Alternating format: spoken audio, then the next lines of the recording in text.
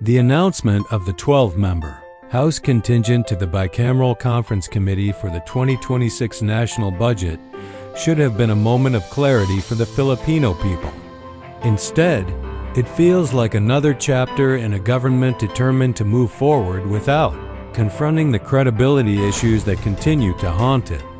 With a budget this massive Philippine peso 6.793 trillion, the public deserves transparency, accountability, and leadership willing to confront the glaring anomalies tied to flood control spending, overpriced projects, and alleged congressional involvement.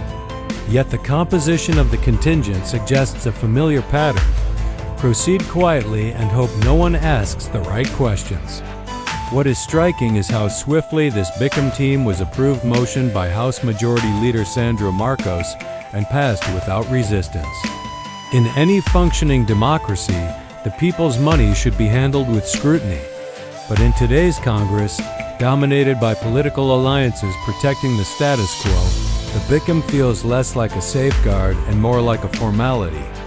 A budget of this size affects every Filipino, yet the discussions appear shielded from voices demanding accountability, especially those in the minority and those aligned with past administrations.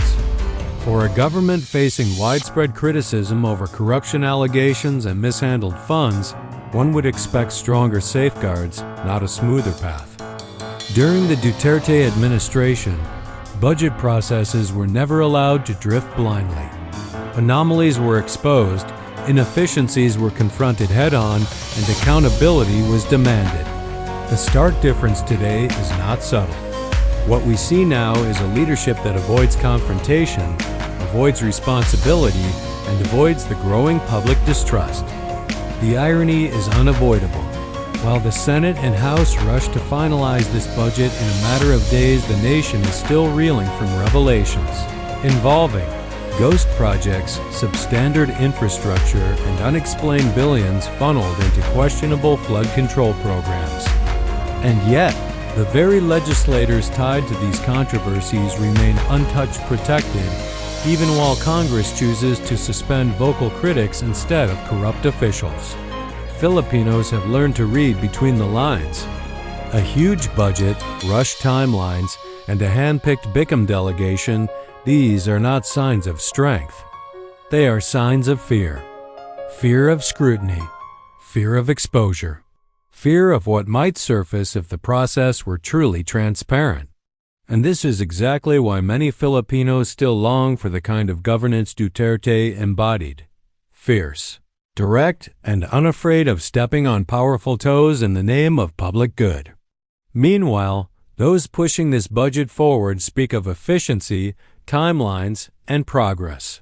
But what progress is possible when public trust is eroding? What development can be celebrated when accountability is avoided? A nation cannot move forward while its leaders circle around the truth instead of confronting it. At the end of the day, this Bicam may approve the budget. But approval is not the same as legitimacy. The Filipino people deserve a government worthy of their taxes, not one that treats the national budget like a family document passed quietly around a dinner table.